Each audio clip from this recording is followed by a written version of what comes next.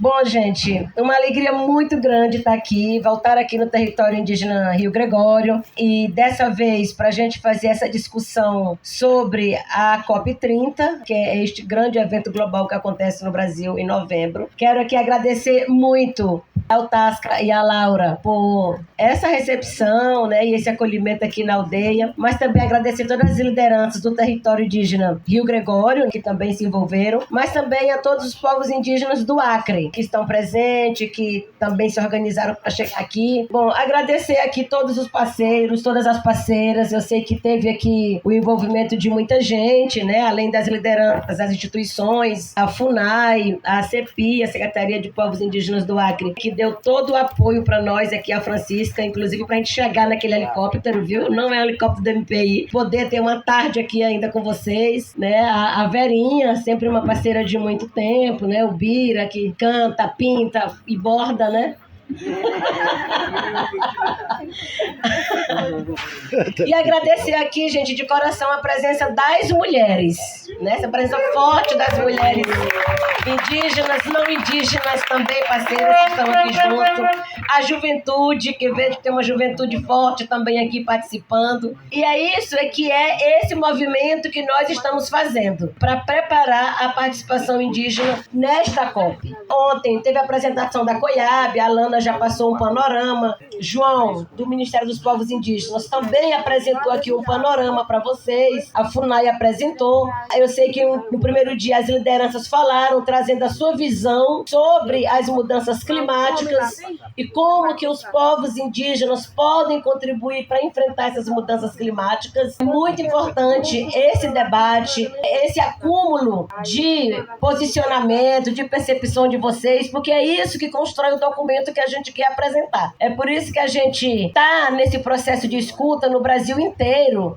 na Amazônia, estado a estado, exatamente para a gente reforçar e reafirmar aquilo que a gente já diz há muito tempo. E agora, quando se trata de mudança climática, que já é uma questão mundial, real, que já está sendo sentida por todo mundo, a gente quer reafirmar o que os povos indígenas sempre vêm dizendo, que tem que cuidar da natureza, que tem que preservar o meio ambiente, que tem que produzir com sustentabilidade, que tem que proteger os modos de vida. Para proteger os modos de vida, tem que proteger os nossos direitos. Protegendo o direito, protege a cultura, a espiritualidade, segurança alimentar. Então, tudo isso tem a ver com o que é debatido na Conferência do Clima. Então, é COP30 porque é a 30ª que vai acontecer no Brasil. Já aconteceram 29. O Sabá falou aqui no primeiro dia, ou foi ontem, que ele participou da primeira COP, né, Sabá? Não sei se da primeira, mas das primeiras, né? Da primeira Conferência do Clima. Para além da Conferência do Clima, existe também as conferências da biodiversidade, né? Nós estamos na 30ª do Clima, da biodiversidade, acho que aconteceu agora a 16, né? A COP16 que aconteceu ano passado na Colômbia. Tem a COP de combate à desertificação, que vocês sabem que tem países também que é de deserto. Vai acontecer também ano que vem, aqui no Brasil, inclusive, nós estamos chamando a COP do Pantanal, mas é a COP das áreas úmidas. Como que a mudança climática está afetando também esse povo, né? Os povos que vivem nessas regiões. Então, a COP do Clima tem tudo a ver com o que a gente é, com o nosso modo de vida. E para discutir medidas de enfrentamento às mudanças climáticas, não tem como desconsiderar essa participação indígena e a posição dos povos indígenas. Tem que escutar, não só escutar, considerar nos documentos, respeitar os direitos. Aí é por isso que a gente está fazendo essa rodada, que é para o povo entender o que é esse grande evento, mas também para nós entender que não é só um grande evento que acontece em Belém em novembro e acabou. Então, esse processo aqui faz parte já do que nós estamos construindo. Pensando até a COP, mas também pensando pós-COP. Como que a gente segue depois da COP já com medidas a serem implementadas. E para nós, o que deve ser implementado é o cumprimento dos direitos, é a não exploração dos territórios, é combater a exploração ilegal de mineração, de garimpo, pensar a produção com sustentabilidade. Então, a gente vai seguir depois da COP. A gente precisa... que eu estou escutando todo lugar o povo falar, isso aqui é para apresentar na COP, vamos, um projeto para a COP, tudo para a COP. Eu digo, sim, gente, depois da COP, o que vai acontecer, né? O mundo vai acabar, espero. Então, a gente precisa pensar também, agora, essa preparação nossa, mas também o pós-COP. E aí, quais são os grandes temas debatidos nessa Conferência do Clima? Cada ano tem os temas centrais para tomar decisões. Nesta COP, os temas que serão ali mais debatidos para ter os encaminhamentos, vamos até ver se vocês lembram, né? A partir do que foi apresentado ontem, com certeza todo mundo citou. Um tema que está sendo muito debatido e que precisa tirar os encaminhamentos de como fazer é essa palavrinha lá da mitigação, né? Mitigação, ou seja, como reduzir as emissões dos gases de efeito estufa. Então, mitigação é um tema, adaptação é um outro tema. Já tem muitas pessoas que já estão sofrendo com os efeitos das mudanças climáticas e já precisam estar se adaptando de uma outra forma de sobreviver. Então, por exemplo, aqui, qual é a adaptação que pode ser feita aqui mesmo, nessa aldeia, né? As moradias. Tipo, as moradias que estavam mais próximo do rio. Quando o rio enche, que já transborda demais e vai mais longe, precisa as casas estar um pouco mais afastadas, a casa ser construída mais alta. E para isso, por que se discute a adaptação lá? Porque tem que se garantir recursos para essas pessoas que já estão atingidas ou para evitar que sejam atingidas, já se preparem para não sofrer esses efeitos das mudanças climáticas. Aí eu estou citando aqui a questão das casas como um exemplo pequeno, só, né, assim, em relação aqui, mas tem outras coisas que pode se pensar. E aí quem tem que dizer como adaptar são vocês, são as pessoas, né, da região. E cada região tem uma realidade diferente.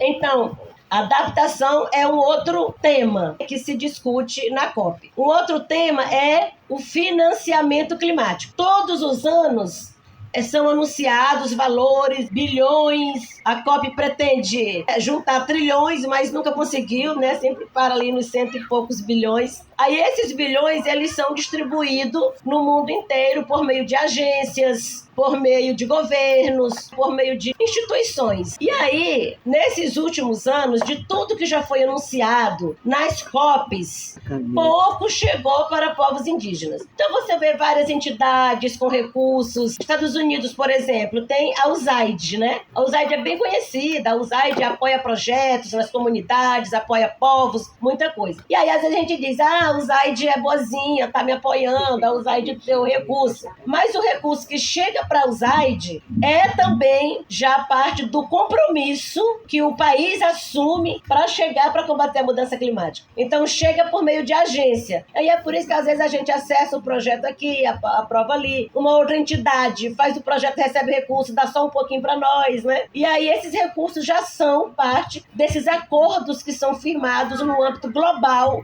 para enfrentar a mudança climática. E aí, de tudo isso, houve uns estudos para saber, realmente, até por parte dos investidores, dos países, quanto que está chegando realmente para povos indígenas. Uma pesquisa mostrou que apenas 1% desses recursos que são anunciados na COP, que são anunciados no nível global para povos indígenas, apenas 1% chega nos territórios indígenas. Fica tudo no meio do caminho, nos intermediários. 1% apenas chega para povos indígenas. E nós temos falado isso, já mostrando nas COPs, que isso tem que mudar. Não dá para o financiamento climático ficar nos intermediários. Tem que chegar direto para povos indígenas. Uma das nossas pautas centrais nesta COP, quando se discute do financiamento climático, é dizer que o financiamento tem que ser financiamento direto para povos indígenas. E aí, para isso, a gente precisa construir os mecanismos para receber esses recursos. E aí tem os fundos que já existem, a exemplo do Podale na Amazônia,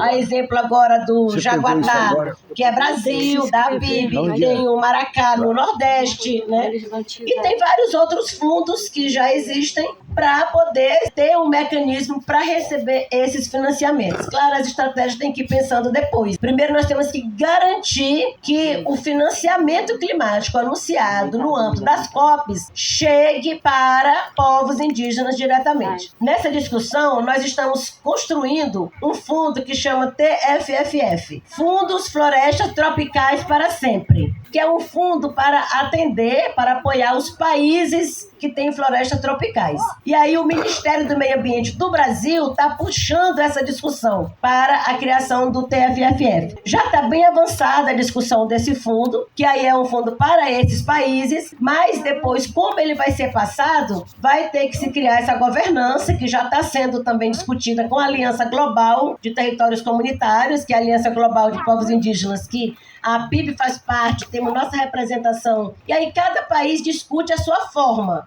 O TFF é grandão, né? É global, e aí cada país vai discutir a forma de acessar. Aí aqui a gente está discutindo essa governança, dizendo que 20% de tudo que a gente arrecadar para o TFFF, 20% direto para organizações indígenas, povos indígenas, tem que pensar a forma que chega. A política pública, a exemplo da PNGAT, que é a Política Nacional de Gestão Ambiental Territorial das Terras Indígenas, inclusive essa que a deputada Célia falou ontem, que nós estamos tramitando no Congresso para aprovar e transformar em lei a PNGAT, porque até hoje é um decreto presidencial, né? Foi um decreto assinado pela presidenta Dilma lá em 2012, e a gente está agora tramitando no Congresso Nacional para transformar em lei. Mesmo sendo uma lei, ela precisa do orçamento público para ser implementada. E aí, esse orçamento para a PNGAT tem que vir desses 80%. A gente defende que os 20% seja direto para povos indígenas e dos 80% tire o que é para o Ministério dos Povos Indígenas, o que é para a FUNAI, o que é da pauta indígena em todos os outros ministérios e para essa implementação das políticas ambientais e indigenistas. Então, esse é o momento que a gente está, nessa briga para que o governo brasileiro lidere esse processo de dizer que dos 80% vai retirar também o que é para a política pública indígena, fazer incidência para que os outros países também aceitem esse modelo. Porque aí todos os países concordando com esse modelo, aí a gente tem ali um fundo robusto. A ideia de juntar nesse fundo, né, $1 trilhão para ficar para sempre também, assim como precisa as florestas estar para sempre. Isso é o que vai ser discutido em relação ao financiamento climático, como que os países vão aportar recursos. E aí os países, mas também envolve setor privado, os investidores do mercado, porque aí a responsabilidade tem que ser de todo mundo. A filantropia, colocar no lugar e aí todo mundo sabe onde é esse lugar e saber como acessa para poder ter os apoios para os projetos locais. Bom, o outro ponto que está se discutindo muito, né, é a preservação da Amazônia, das florestas e da biodiversidade. É um tema que está vindo nessa COP, porque até hoje, 29 COPs, floresta ainda não entrou num documento oficial como uma mitigação eficaz. Floresta ainda não é um tema ali dentro da COP do clima. É um tema dentro da biodiversidade, mas no clima não. Então nós estamos também nessa discussão já fazendo uma incidência para que florestas sejam consideradas como uma das medidas para enfrentar as mudanças climáticas, portanto precisam também desse apoio financeiro para que os indígenas continuem fazendo essa preservação. A gente faz com modo de vida próprio, mas a gente sabe que para continuar fazendo, a gente precisa de recursos também para isso, para poder manter o modo de vida, enfrentar a pressão do agronegócio, da mineração. Então tem que ter esse apoio para os modos de vida próprio também estarem sempre ali muito bem valorizado, apoiado e estruturado. O outro tema, transição energética. É um tema, né, central também para essa COP. Pensando que é preciso mudar o sistema de produção de energia. Evite desmatamento, evite grandes impactos. Então tem que se pensar outra forma de produção de energia. Para pensar energia limpa, pensar energia sustentável, como é que faz toda essa renovação aí energética. Para nós, é pensar uma transição justa. Porque você vê, financiamento climático, tá geral, né? Aí a gente completa. Financiamento climático direto. Transição energética, aí a gente vai. Transição energética justa, né? Que é o que dentro lá do tema tá como transição justa. E aí, o que é, né, a transição justa? É fazer de forma dialogada, respeitando direitos, como que a gente vai estar também participando diretamente desse processo de discursos de transição. O outro tema é justiça climática e inclusão social. Como vamos fazer essa transição também com justiça? Como incluir os povos, como incluir a questão social também nesse debate, considerando todos os impactos que já existem, né? O outro tema é soluções baseadas na natureza. Então, é como pensar realmente essa sustentabilidade dos territórios, do usufruto exclusivo, né, conforme está na Constituição, do uso responsável, toda essa questão das soluções baseadas na natureza, respeitando sempre as pessoas. Porque aí fala, soluções baseadas na natureza, então bora desmatar aqui para tal coisa. Então, como que pensa soluções baseadas na natureza, respeitando as pessoas e os direitos das pessoas. E aí, gente, um tema que parece que não tem nada a ver, mas que está muito ligado é o combate à desinformação. A gente fala do combate à desinformação climática, porque há muito negacionismo no mundo, né, sobre democracia e também sobre a questão do clima. Muita gente que não acredita nas mudanças climáticas, acha que está acontecendo porque Deus quer. E aí a gente sabe que tudo que está acontecendo é resultado da ação humana, da ação das pessoas, dessa forma desenfreada de explorar o meio ambiente. Então, o combate à desinformação climática. E aí, como ficou popularmente conhecido, combate à fake news. Fake news é mentira. Então, combate à desinformação. Esta COP precisa prezar pela integridade da informação. Tem que acreditar na questão científica, no que os cientistas estão dizendo, no aquecimento global, que é fruto de toda essa destruição. Então, esse combate à desinformação é importante para que os países mesmos acreditem e possam fazer os investimentos necessários para os países que precisam ainda desses recursos internacionais para desenvolver sua política. O outro tema vai se discutir, né? Comércio, tecnologia e o envolvimento do setor privado. Diz às vezes, não vou falar com a empresa tal porque destrói. Mas o setor privado precisa ser envolvido nesse tema até para poder também atuar com mais responsabilidade e pensar práticas sustentáveis dentro das suas empresas. E aí eles também têm que pagar a conta, né? Tem que colocar os aportes financeiros ali nos mecanismos criados para se ter as estruturas, condições para enfrentar a mudança climática. Então, discutir comércio, tecnologia e o envolvimento do setor privado será também um outro tema. E aí, um outro também que está já sendo discutido é a justiça tributária. Como fazer que os grandes herdeiros, né, os bilionários, sejam taxados e esses recursos sejam também utilizados como medidas compensatórias para povos indígenas, para comunidades tradicionais, e essa taxação também tributária para se fazer a justiça tributária e apoiar esses fundos que a gente está falando. Bom, gente, esses são, 10 temas que serão centrais nesta COP. Nós estamos trabalhando para ter, de fato, nesta COP, a maior participação indígena. Mas também não é só uma participação maior em quantidade. Não pode ser só em quantidade, a gente está lá com um volume de gente e não conseguir fazer uma incidência direta. Então, nós temos que ter a maior participação, mas também maior qualidade nessa participação. E ter gente participando dos debates, e ter gente nesses temas todos, levando ali posicionamento indígena, trazendo, discutindo com quem está com o movimento, com nós do MPI, para poder a gente estar fazendo os diálogos necessários. Né? Então, nós estamos trabalhando para ampliar essa participação indígena. Como nada está começando, como disse também o Sabá ontem, né? A gente está sempre continuando aquilo que já foi começado, que já foi iniciado. E aí sempre teve uma participação indígena na COP, mas essas participações sempre foram muito pequenas.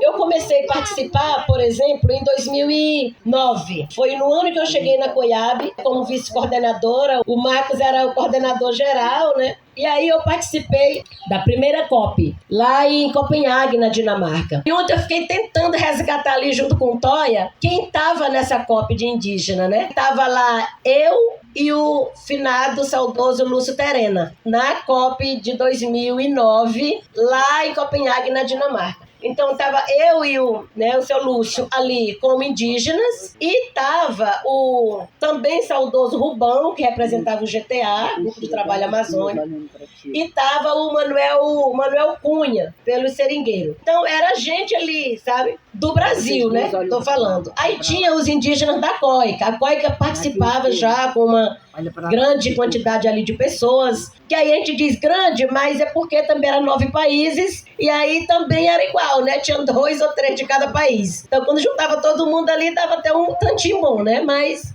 quando separa, era muito pouco de cada país. Tava lá, gente. Foi nesse momento que eu me juntei ali com as representações da COICA pra gente participar nas mesas e falar e dizer alguma coisa nossa ali. Então eu fiquei muito incomodada ali, dizendo, meu Deus, a gente, né, é muito pouco aqui, a gente precisa aumentar essa participação indígena, a gente precisa trazer mais gente para cá, mas também trazer de uma forma junta, né, que a gente possa chegar aqui com posicionamento unificado. E de lá para cá, eu fui sempre trabalhando para isso, para a gente aumentar essa representação indígena nesses espaços. Enquanto coordenadora da COIAB, ali durante os 4 anos, a gente fez formação, a gente fez ali várias preparações, inclusive na Amazônia, a gente fez estado a estado, pensando, né, essa formação indígena. Aí no CAF também se discutia com as lideranças ali, com os jovens, como que os indígenas poderiam incidir mais nessas discussões climáticas. E aí, em 2014, na COP do Peru, a gente chegou lá com um número de 14 indígenas do Brasil. A gente já levou indígena do Brasil todo, né? Representações, assim, de outras regiões. E aí a gente ficou feliz que ali a gente tinha 14 pessoas. Na COP 2021, na Espanha, a gente chegou ali já com mais de 30 pessoas. E ali a gente já chegou com 20 mulheres na COP na Espanha. E ali a gente foi já entendendo mais como é que é o processo, foi entendendo como é que funcionam os espaços, como é que a gente faz articulação também para trazer, para além do debate ali, do que é negociado, o que mais a gente pode trazer de projetos com apoiadores para se implementar, né, projetos locais. E daí a gente foi aumentando essa participação indígena. A COP28, lá em Dubai, a gente teve ali um número de 350 indígenas do mundo todo.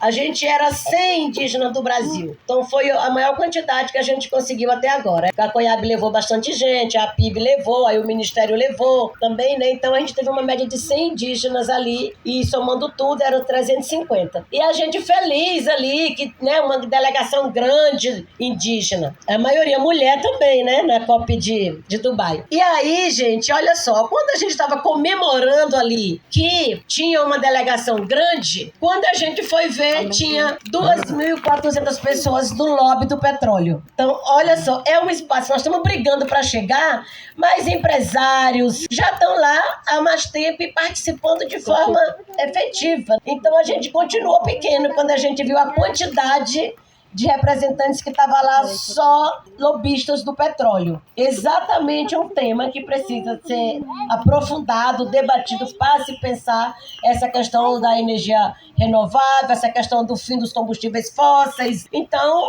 está lá ainda muito grande a participação dele, e a gente quer ultrapassar ainda, né, essa quantidade desses representantes lá. Por isso que a gente está trabalhando nessa, para ter 500 indígenas do Brasil e 500 indígenas do mundo todo, para a gente chegar lá com 1.000 indígenas credenciados.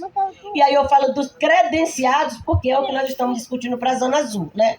Mas para a participação social na Cúpula dos Povos, na Zona Verde, esse número pode ser livre, né? É tranquilo, é quanto o movimento indígena conseguir levar. E aí tem sempre muitas agendas também acontecendo ali para que tenha espaço para todo mundo participar. Então, gente, né, essa ampliação da participação é importante, mas com qualidade e também sabendo onde cada um vai participar. Por isso, a gente fez esse processo tanto de mobilização, que é esse aqui por meio do Coparente, indo em todas as regiões, mas também uma formação de lideranças de forma continuada para que eles fiquem ali aprofundando, que aqui 2 dias não dá para você aprofundar tudo, né? É um informe geral, é um panorama para vocês conhecerem e saber como é que funciona. Mas essa formação para incidência, ela tem que ser mais permanente. Ela tem que ser de uma forma mais aprofundada. E aí a gente criou aquela iniciativa Kuntaricatu. A gente está com uma formação que chama Kuntaricatu, Líderes Indígenas na Política Global. Ou seja, a gente fez um edital público, fez um chamamento para inscrições das lideranças indígenas. Houve essa inscrição, houve a seleção, e aí nós estamos com 32 indígenas fazendo esse curso, que é presencial, que é online, mas também já é com a participação direta. Esses indígenas participaram da COP da Biodiversidade, lá na Colômbia, participaram da COP de Baku, que aconteceu ano passado, participaram este ano do grupo subsidiário, que é esse grupo técnico, que discute todo o mês de junho, antes da COP, o documento que vai ser apresentado lá. Então, tem esse grupo subsidiário, né, que fica lá 15 dias debatendo documento, temas. Esses temas que eu citei aqui para vocês, todos são debatidos ali, temático, com pessoas participando. E aí, esses cursistas participaram já dessa preparatória agora em junho. Eles, cada um, já tem o tema de afinidade que eles querem debater.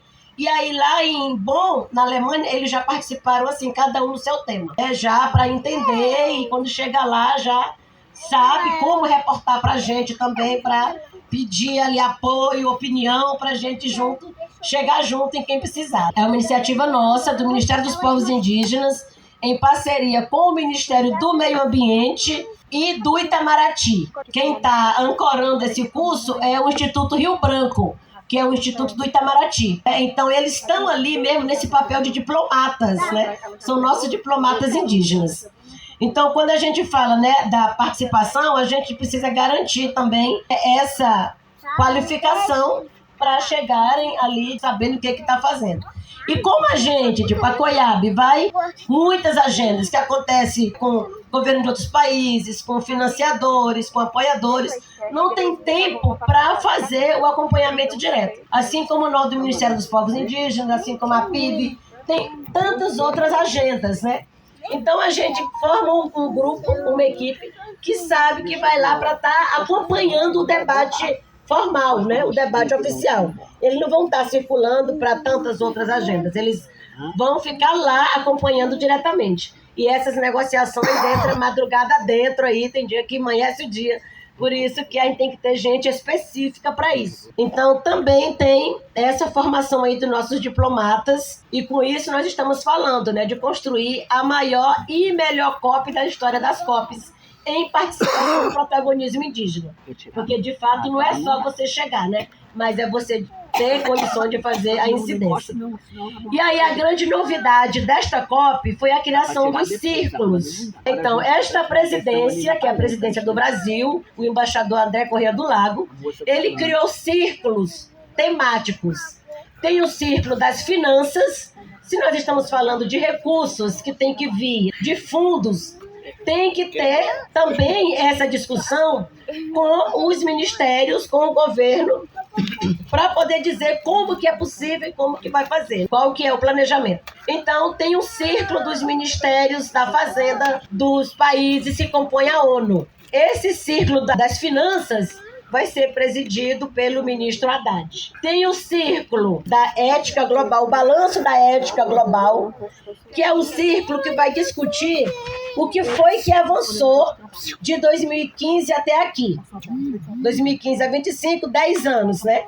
Lá em 2015, teve um tratado assinado ali que chamou Acordo de Paris. Todo mundo já escutou falar desse Acordo de Paris. Foi lá naquele Acordo de Paris que a COP reconheceu o conhecimento dos povos indígenas e o conhecimento de comunidades tradicionais como conhecimento científico. Então, lá em 2015, já teve esse reconhecimento e foi pactuado no documento. Então, dentro do Acordo de Paris, já tem essa garantia de que o conhecimento indígena precisa ser considerado no âmbito das decisões e tem que ser aliado ao conhecimento científico. E agora, esse círculo Balanço Ético Global vai fazer essa avaliação do que andou de 2015 para cá, o que não andou, o que os países assumiram e cumpriram, o que os países assumiram e não cumpriram. Né? E aí, esse é um dos pontos. Mas aí foi ali também, nesse acordo, que se estabeleceu que o mundo precisava evitar o aumento da temperatura global até 1,5 graus. Foi lá em 2015 que se estabeleceu essa meta. Não pode ultrapassar 1,5 graus. 1,5 graus parece pouco, mas nós estamos falando de 1,5 graus global. Não pode ultrapassar 1,5 graus. E o que se vai fazer para evitar que ultrapasse 1,5 graus? O Brasil assumiu o compromisso de reduzir o desmatamento até 2030. Naquele lá, 2015, o Brasil já assumiu esse compromisso. Reduzir o desmatamento ilegal até 2030 e o desmatamento, né, geral até 2050. Agora, nesse ciclo do Balanço Ético Global, vai se discutir isso. Quais as metas que foram alcançadas, quais as metas que não foram alcançadas por cada um dos países e o que se vai fazer agora. E aí, este ciclo do Balanço Ético Global está sendo presidido pela ministra Marina Silva. E tem o círculo de ex-presidentes da COP, de 2015 para cá. E este será exatamente para ir dando essa continuidade. Quem fez e quem está fazendo e quem vai fazer, quem vai assumir os próximos, né? Aí este círculo está sendo presidido pelo embaixador André Corrêa do Lago, que é o presidente atual desta COP. A novidade que eu falei é o Círculo dos Povos. Nós chegamos ali também, nós queremos estar nessa roda, né? Vamos ficar ali também, a gente quer um círculo, já que tem esse conhecimento tradicional reconhecido no Acordo de Paris, a gente tem que estar ancorado em algum lugar também na estrutura da COP. Então, nessa criação do círculo, por uma incidência nossa, o presidente entendeu de criar o Círculo dos Povos. E aí nós estamos dentro desse Círculo dos Povos. A representação nossa vai se dar por uma Comissão Internacional de Povos Indígenas. Esta comissão será composta pelas entidades indígenas representativas já instituídas, como o Fórum Permanente da ONU, como o Caucus Indígena, que é um espaço que já existe na COP de participação indígena, a Plataforma de Povos e Comunidades Locais, que estão também ali no grupo subsidiário, né, que orienta o documento, a Aliança Global de Territórios Comunitários Indígenas e o Movimento Indígena Brasileiro. Do Brasil, a APIB, a COIAB e a AMIGA. E será presidido por mim enquanto ministra dos Povos Indígenas. Este círculo. Então, nós teremos ali um espaço que está vinculado diretamente à presidência da COP. Nós estamos ali para receber a demanda dos povos indígenas por meio do Caucus. Então, a APIB, a COIAB, a COICA, o G9, né, queiram trazer posicionamentos, traz para o Caucus, que é um espaço global dentro da COP. O Caucus passa para o Círculo dos Povos, por meio dessa comissão internacional. E ali a gente faz o diálogo direto com a presidência. Então, nós estamos dentro desse espaço de tomada de decisão. A gente não decide sozinho. O Ministério dos Povos Indígenas está lá, está articulando, está dialogando, estamos juntos, mas tudo que é decisão nesse âmbito acontece por parte dos 196 países membros das Nações Unidas, que compõem essa UNFCCC, que é a Convenção Quadro das Nações Unidas para a Mudança Climática. Tudo que se coloca ali, a decisão vem desse debate com os 196 países. E acontece no meio, né, no âmbito da diplomacia, ou seja, dos diplomatas de cada país. Então, o que vai se decidir lá na COP já chega lá preparado. Por isso que a gente fala que a nossa mensagem tem que ser central e tem que ser prévia, para a gente chegar unificado com a mensagem certa. Não adianta chegar lá 5 mil indígenas e dizer, vamos ser mais incisivos, Bira, sabe? Porque não vai chegar lá. Não vai chegar lá, entendeu? O que vai chegar são debates, assim. Agora, tem lá uma decisão a ser tomada que país A ou B está atrapalhando, não quer que decida, aí nós vamos ter que pressionar para aquele país, junto aos negociadores dele, também com movimento, com pressão, mas tem que ir com a mensagem certa para o lugar certo. Se a gente faz uma grande mobilização de não sei o quê, quebra-quebra, pula aqui, pula ali, não vai chegar, porque as regras também da COP são regras da ONU. Não é a regra do país, não é a regra do estado do Pará, não é a regra do Brasil, sabe? Então tem policiamento próprio e tudo mais. Então nós vamos ter que organizar bem nossas marchas, vai ter que ter a mobilização junto com a Cúpula dos Povos, a marcha indígena pode ter, e a gente preparar bem nossas mensagens, dar visibilidade para essas mensagens, trazer as denúncias fortes, unificadas, para que a gente possa ter nessas mensagens o reforço para o que precisa ser decidido lá dentro. Então tem que a gente ter essa força que a gente quer ter nessas mensagens que a gente passa. E aí, gente, eu falei também que 29 COPs, né? E a cada ano vai se aperfeiçoando, vai se garantindo uma participação maior, mais efetiva. E aí, o que a gente avalia nesse período todo? E por mais que se estabeleceu lá em 2015 que a temperatura não podia aumentar 1,5 graus, nós já alcançamos essa temperatura. Ano passado já chegou a 1,5 graus. E agora, este ano, este mês que acabou de acabar, mês de junho, já foi registrado como o mês mais quente de todos os tempos. Então, o que se fez até aqui não foi suficiente para evitar o aumento da temperatura. Não foi suficiente. E aí o que a gente diz é que os investimentos estão sendo feitos em lugar errado. Os investimentos não estão sendo feitos onde tem que se fazer para poder evitar esse aumento. E aí a gente diz, né, tá aqui, a resposta somos nós. Tem que se apostar, investir nos povos indígenas, que é quem tem parte da solução. A gente está, né, ali se colocando como parte da solução para essa crise climática. E a crise porque não é só mais uma mudança. Começou chamando de mudança climática, mas hoje nós temos uma emergência climática, porque já tem muitas coisas acontecendo e muita gente sofrendo e muita gente morrendo por isso. Na Europa, anualmente, já está morrendo centenas de pessoas decorrente do calor. A Espanha, nesse mês de julho, está chegando a 56 graus na Espanha no mês de julho e agosto. Então, as pessoas mais idosas, vai na rua, não aguentam o calor. Estou falando desse caso que é um pouco tamanho de calor.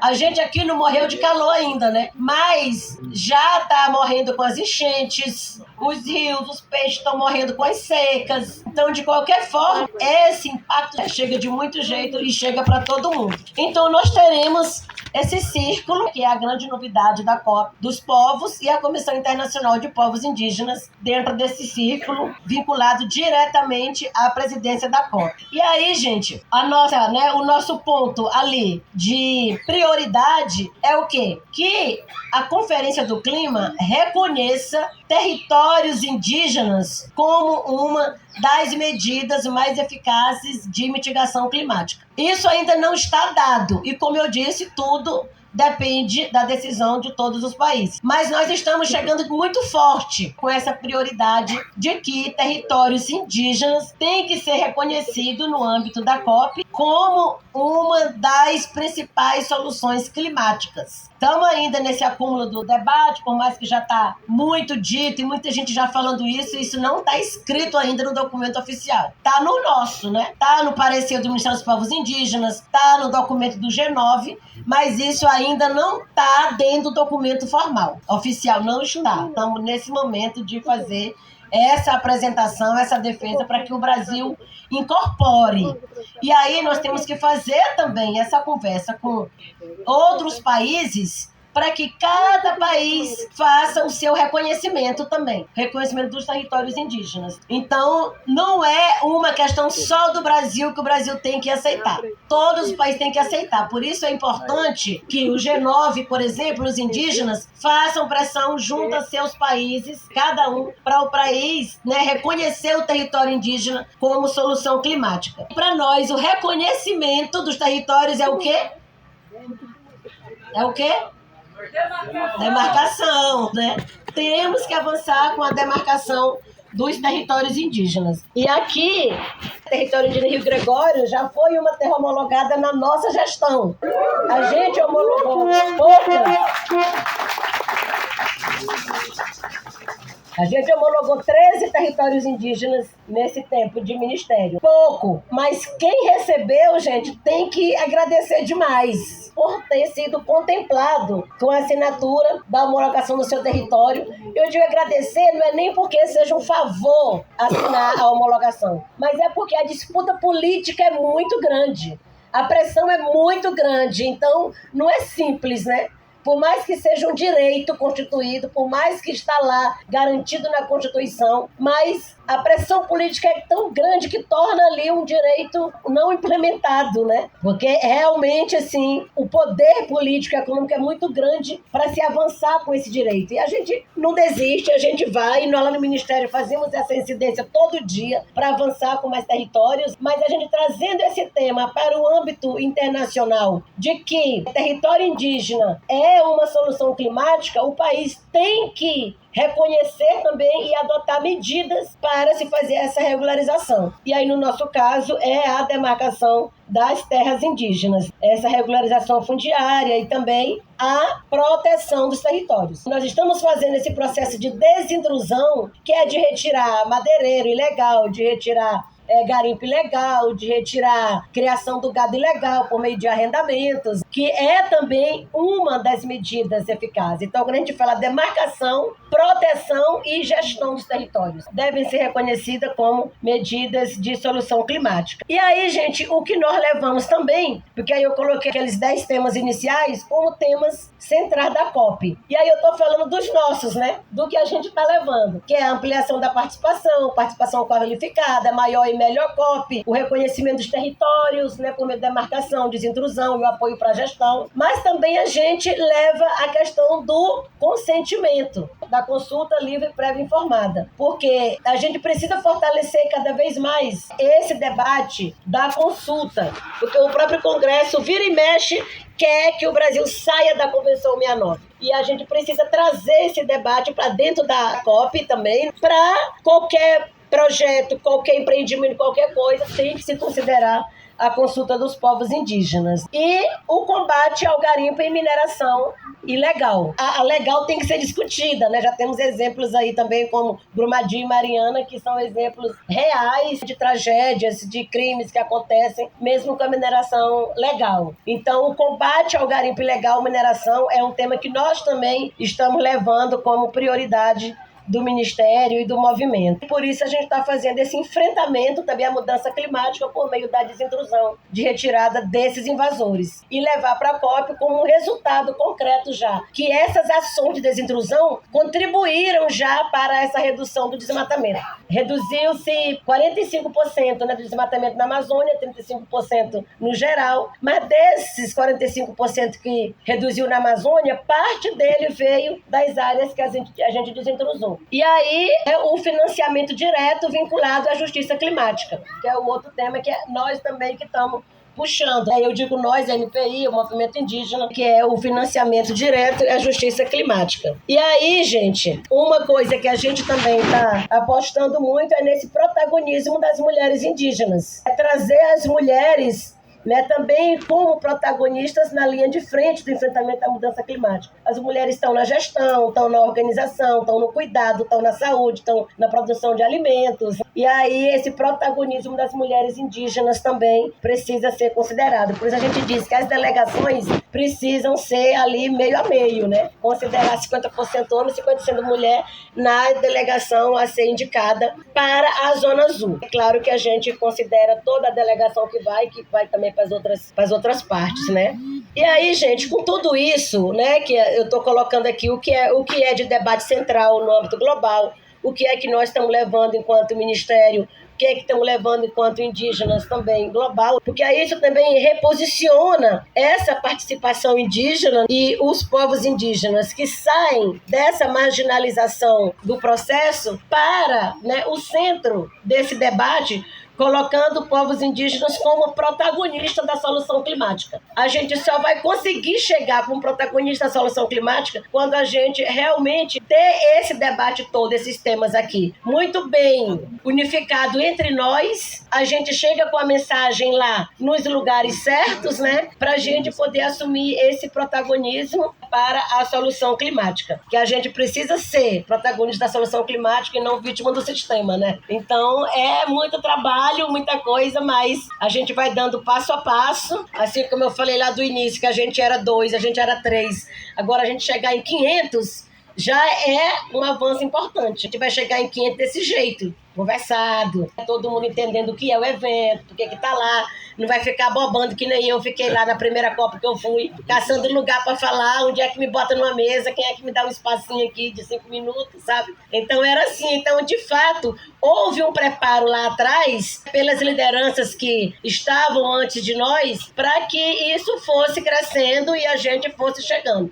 Agora cada um chega e prepara o que está no seu tempo, da forma que deve chegar para a gente poder ter, de fato, esse reconhecimento. E aí, com isso também, no efeito geral, há uma redefinição desse conceito, uma redefinição do conceito da solução climática, porque sempre se buscou soluções longe, caras, distantes, e a gente está dizendo que a solução está aqui, porque comprovadamente territórios indígenas são os que mais preservam o meio ambiente, a biodiversidade. Então, gente, nós temos que defender, né, que a demarcação de terras indígenas seja, sim, reconhecida como essa solução climática, até porque comprovadamente são as que menos desmatam, mesmo sem ter uma política efetiva de proteção. Realmente está chegando já ali nesse ponto de que nossas propostas sejam aceitas nesse nível global. Fora da COP, né, mas a nossa conjuntura Brasil, e não só de Brasil, né, a conjuntura mundial. Nós estamos vivendo um momento que há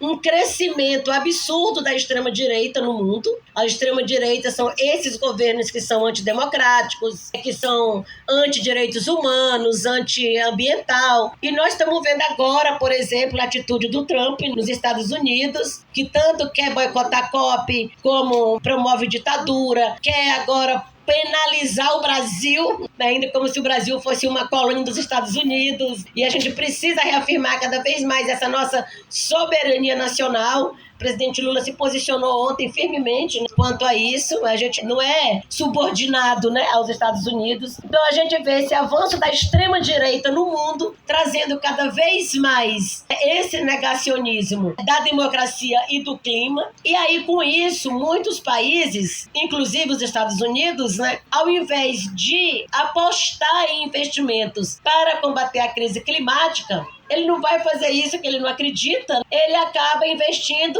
em guerras. Aí tá lá querendo investir na destruição da Palestina, na destruição da Ucrânia. Então tem muitos países, assim como os Estados Unidos, que ao invés de apostar para combater a crise climática, está preferindo investir em guerras. E a gente precisa também cada vez mais se fortalecer entre nós, tá muito mobilizado, muito junto, para a gente enfrentar isso também, porque a gente enfrenta não é só discutindo a questão indígena, porque a nossa questão está vinculada a todos esses temas globais, a tudo, está vinculado a tudo. Então tem esse avanço da extrema-direita, tem esse avanço da desinformação, que é exatamente essas fake news e cada país querendo fazer o que quer. E a gente aqui, a gente precisa entender que tem que fortalecer o multilateralismo, ou seja, a presença de todos os órgãos, organismos, tanto como responsabilidade, também como compromisso. E aí a nossa conjuntura Brasil no Congresso Nacional está totalmente vinculada também a esse avanço da extrema-direita. A gente tem visto aí posicionamento de parlamentares nossos que defendem Estados Unidos, o golpe que se pretendeu fazer aí na gestão Bolsonaro de Estado. E aí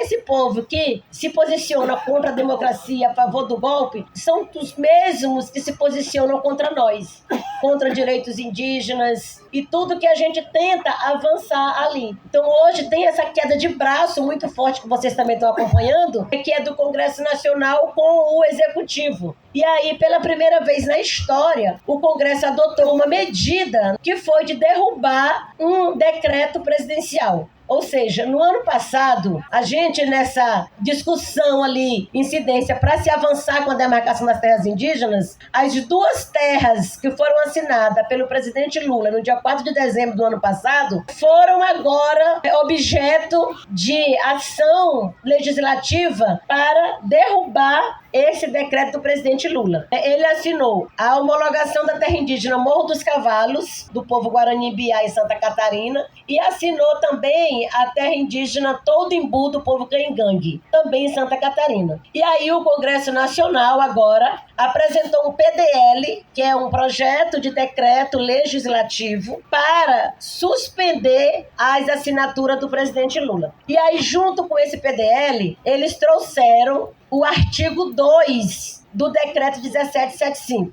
O decreto 1775 é aquele que rege a demarcação das terras indígenas no país. Então, ele tirou o artigo 2 desse decreto, o Senado. Aí tirou de lá, né, do decreto 1775, colocou neste PDL para suspender esse artigo. E aí eles aprovaram imediatamente numa comissão, aprovou no plenário, né, lá no Senado, e tá para votar agora na Câmara. Eles querem votar esse PDL na Câmara, também imediato. E aí, com isso, gente, se aprova, olha só, o Congresso se sobrepõe ao presidente, suspendendo 2 atos do presidente da República. E ainda acaba com o decreto que demarca a terra indígena. Então, se isso aprova, é realmente muito perigoso para nós. É o fim das demarcações. Então, a gente precisa se posicionar mesmo, sabe? Todo mundo se posicionar contra esse PDL que está aí assombrando tanto quanto foi ou quanto é o marco temporal. Igual. São ameaças assim perigosas, né? Bem difíceis para nós, povos indígenas. Então, essa batalha continua. Temos o Ministério dos Povos Indígenas, a gente avança onde dá para avançar, mas o Ministério dos Povos Indígenas não resolve todas as questões indígenas do país. Não resolve. Considera, assim, um ganho muito bom a gente tá ali, tá na mesa de debate, tá pautando, tá fazendo a incidência direta, mas essa conjuntura política e essa disputa aí na correlação de poça, a gente perde. E perde feio, porque quem está lá no Legislativo quer a qualquer custo acabar com direitos indígenas. Celinho faz esse enfrentamento lá todo dia, não só na disputa de PLs, mas até um embate físico mesmo, porque eles vêm para cima de todo jeito.